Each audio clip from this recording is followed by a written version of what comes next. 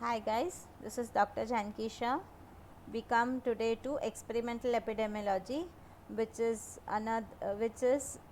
different from observational epidemiology in a way that in experimental epidemiology you can change the age group, you can change the drug, you can change the dose of the drug, you can change any variable you want uh, once you start the study. While in observational studies you cannot change it. So, how do you do experimental epidemiological study? Again the same thing, you divide the population into two groups which are identical as much as possible in the composition. You divide them randomly by into study group and control group. There are two types of experimental epidemiological studies which you can do, randomized control trials and non-randomized or non-experimental trials. Randomized control trials are better, there is less bias or error in that. So, what is a flow chart of a design of a randomized control trial? First, you select the suitable population, that is your reference or target population. From that, you select a suitable sample, that is experimental or study population.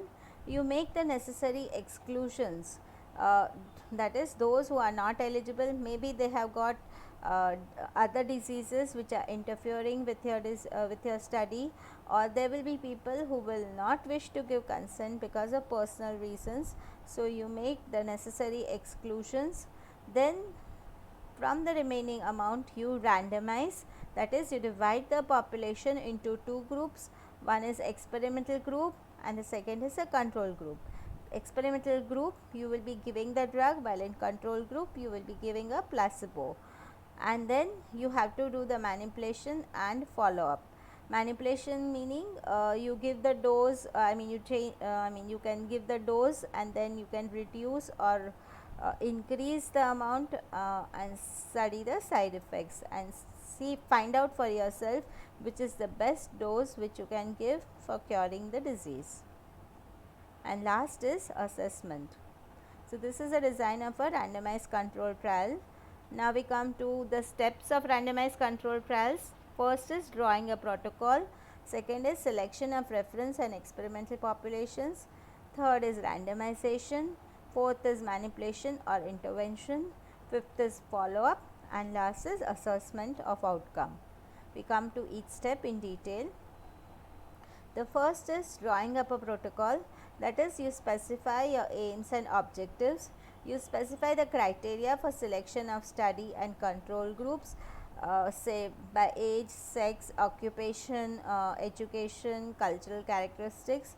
You also decide the size of the sample, you decide the procedure for allocation of subjects into study and control groups, which are the various treatments you are going to apply, then standardization of working procedures, the schedule, that is when you are going to start start the study and when you are going to change the dose or whatever, the schedule when it is going to end, and the stage of evaluation of outcome of study. All this needs to be defined. Second step is selecting the reference and experimental population, that is reference or target population. You can select from mankind or from the geographical area or according to age, sex or social groups.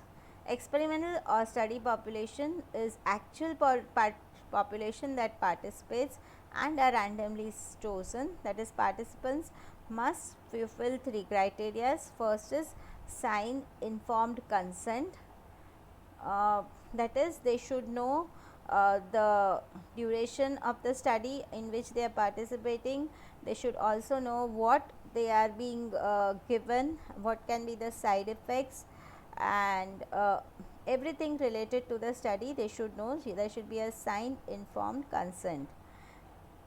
They should also be representative of the population, that is they should be qualified and or eligible, that is susceptible to the disease. Then participants are divided randomly into study and control groups. Why random? So that they don't know if they are being given the experimental drug or whether they are giving the placebo. The reason for this prevents bias, and a table of random numbers can be used for doing randomization. Next step is manipulation or intervention. So, you can intervene or manipulate the study group by deliberate application or withdrawal or reduction of the suspected causal factor. So, you can reduce the amount of drug, or you can change the drug, or you can increase or decrease the frequency of you giving the drug. The follow-up: examine both groups at regular intervals of time till the final outcome. Some people may drop out due to death, migration, or lack of interest. This is known as attrition. Then assessment: positive results include reduced incidence or severity of the disease, while negative results include side effects or death. The bias in this study can be because of the participant or observer or evaluation bias. So, to reduce this bias, there is something known as blinding. So, a study can be single blind, double blind, or triple blind. Single blinded trial is so planned that a participant is not aware whether he belongs to the study group or the control group. Double blind means neither the doctor nor the participant is aware of the group allocation and treatment required. Triple blind means here all the three, that is participant, investigator, and the person who is analyzing the data, all are blind to the facts. So, there are two types of study design. One is concurrent parallel study design, and the second is crossover type of study design. Meaning, concurrent parallel study design is the person who the groups which are divided into study and control, they continue to be in study and control groups, while in crossover type, the people who are getting the drug will stop getting the drug and they will go on to control group, while control group will become study group. So, this crossover type of study design is better in ruling out the bias. Types of randomized controlled trials can be clinical trials, preventive trials, risk factor trials, cessation experiments, trial of etiological agents, evaluation of health services, or community intervention trials. Now, phases of a clinical trial: whenever a new drug is being tried out in the field, or even like a vaccine which is now being tried out, there is a phase 1, that is there are 20 to 100 volunteers for 1 to 2 months. There is a dose ranging and you try to find out the best and safest dose. In phase 2, that is the number of volunteers are 100 to 300, you check the effectiveness of the drug, how much drug and how well it works. In phase 3, there are randomized multi-center trials where the volunteers are 300 to 3000, and regulatory submission from animal and human experiments 2 is required, and marketing is then done under FDA. If side effect is seen, the drug is withdrawn. And phase 4 and 5 is post marketing surveillance, which is to detect any rare or long term side effects, integration of new clinical treatment to widespread public health practice. Non-randomized trials are also known as quasi experiments. They are uncontrolled trials and natural experiments, and then you have to see before and after comparison studies. Next, we come to a short note which is asked to you, that is evidence based dentistry. The words itself suggest that when you are practicing dentistry and you find out during your practice, clinical practice, whatever evidence you find out and you correlate it with the various previous studies which have been carried out, and then you publish it, that is known as evidence based dentistry. So, it provides a clinician with strategies and tools to interpret and integrate evidence from published research in his or her patient care. He can also inform health policy making, day-to-day decisions in public health, and systems level decision.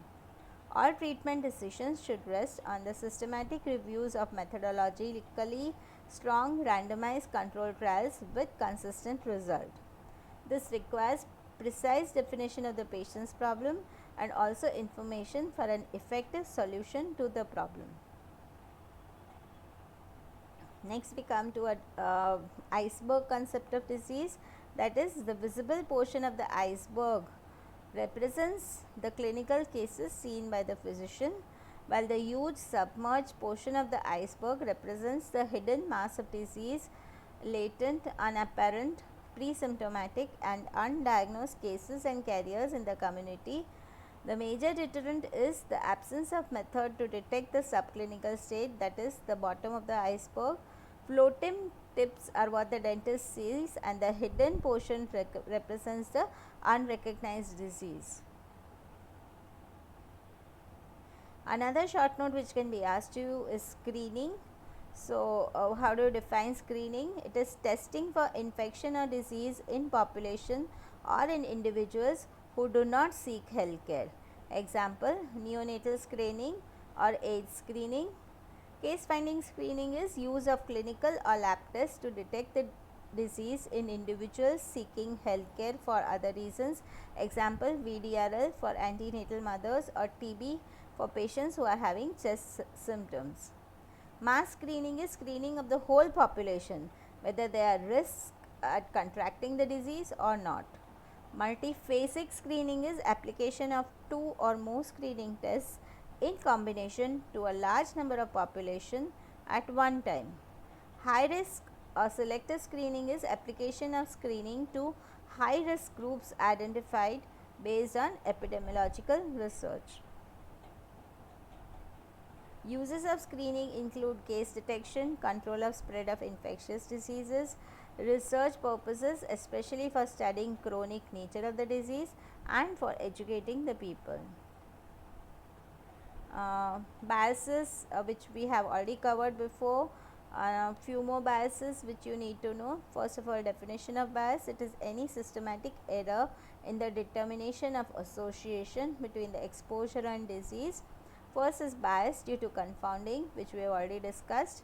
Memory or recall bias. So, when you are asking the patient the history and his memory might not be perfect, so the bias which occurs because of that is memory or recall bias. Selection bias is occurs if we do not select the cases and control properly and we do not match them properly.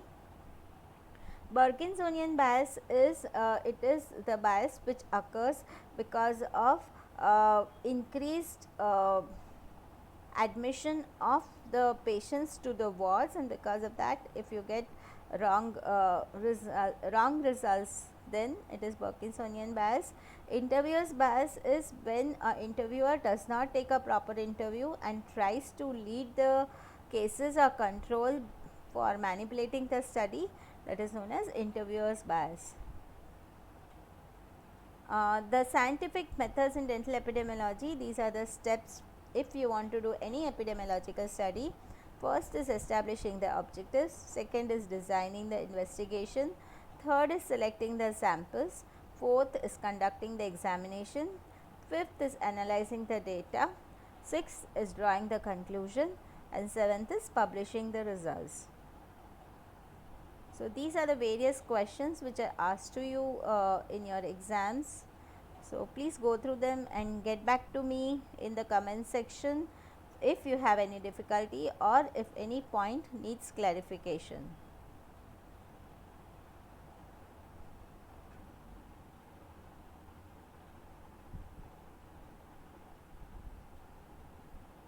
Thank you.